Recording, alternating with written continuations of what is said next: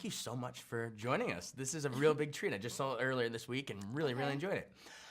So clearly, I mean, obviously, Barry Jenkins, fresh off Best Picture for Moonlight, which we all loved and blew us away.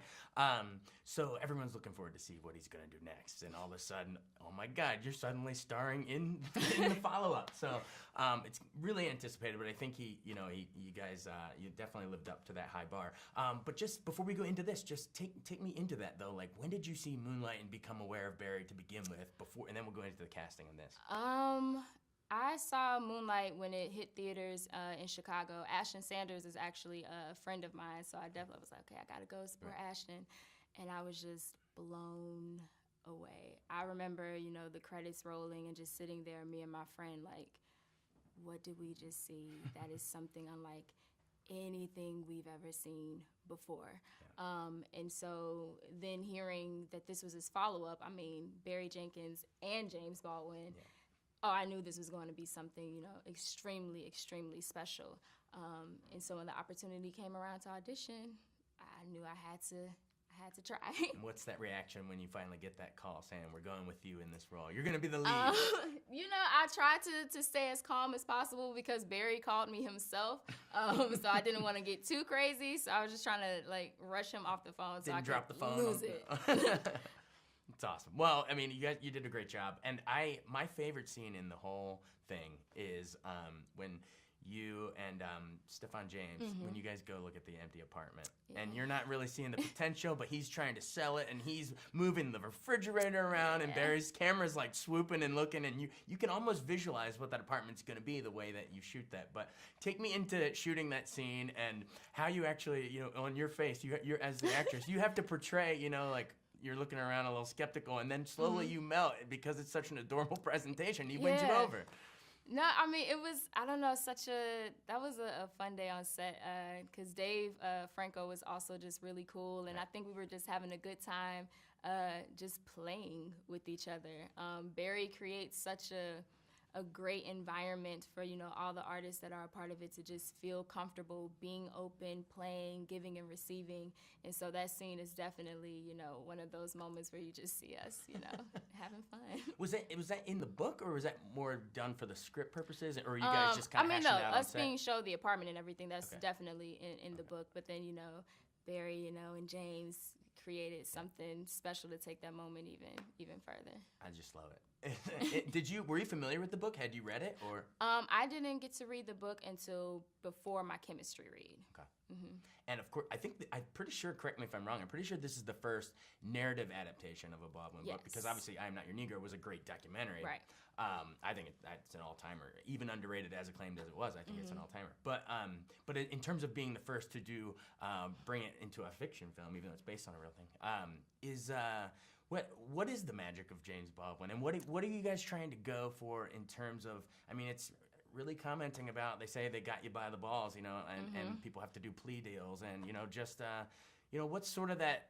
What do you want people to take away from that in terms of that social commentary? I mean that the things that James Baldwin was talking about and writing in the 70s is still very present today, and are still things that we are dealing with and needing to have conversations about today. And I think that's one of the beautiful things about Beale Street is that, there is this commentary on those very, very real issues, but at the core of it, what James did here is he wrote this really, really beautiful love story, which speaks to, regardless of what we may be dealing with, love is the thing, there's strength and there's power in that, to deal with all of those same injustices. That's what I love about it, because it's, yes, on a macro level, it's, about mass incarceration and, racism and all these giant themes. But like you're saying, it's when you're watching and it's not like it's hitting you over the head. It's like you're just so involved in these characters. You're so wrapped up in the deeply human connections between them, which I thought was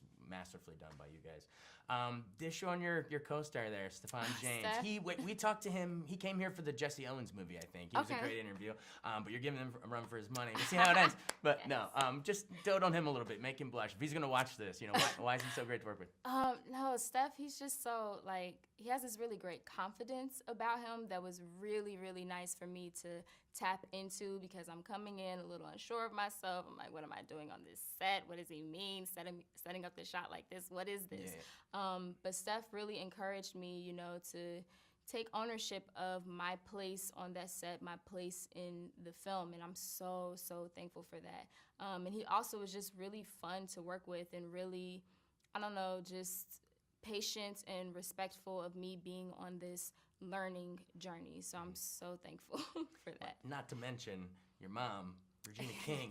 Come on, a legend. I mean, Jerry Maguire. I'm not going to list them all. List, right. Yeah, it goes on and on. But, man, to have her, and some of those scenes, like, especially when she goes down Puerto to Rico. the victim and tries to convince her, and she, you know, basically gets yelled in her face and has that breakdown moment. But what do you, like, from actress to actress, like, what are you watching, little things, little choices she's making? Like, is there anything you can give insight on that, acting choice-wise? I mean, she's just so natural. You know, you can just tell she's someone that really just receives everything so beautifully. Like watching this, everything that she was doing in Puerto Rico, like that's what I was taking away. I'm like, I'm watching someone who really knows how to receive and listen and be affected in the moment by what her partners are giving her. Yeah. And in terms of working with Barry Jenkins, man, some of those shots, he's a genius. Yeah. Some of those shots, like when we're circling Stefan as he's sculpting, and the smoke's fine. Yeah. Or my favorite shot is, I'm going to talk to Barry when I'm going to ask him about it, but we see a birth from the point of view of the baby almost coming out of the tub up into the arms. Yep. It's just blowing me away. I mean, the guy's like developing his own cinematic language here. I love it. But in terms of working with him as, you know, how he works with actors, like shed a little light on what his skill is with that. Like, what's his little approach with you guys? I mean, I think he recognizes that we all need different things, you know, and he takes the time to understand that there's a certain way that I, you know, need to receive direction versus how Stefan or Regina needs to receive direction.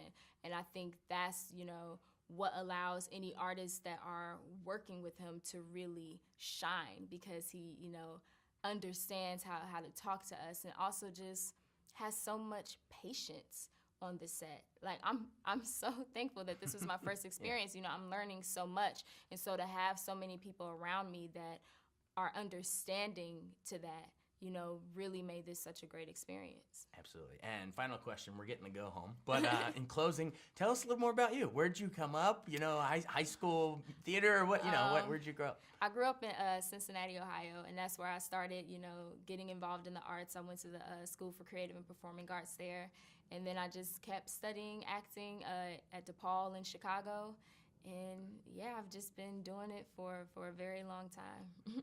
Awesome. Well, thanks for joining us, and thanks for carrying on your shoulders this awesome movie. You know, you're like, how's it going to live up to Moonlight? And it does. So thank you so much. Thank you.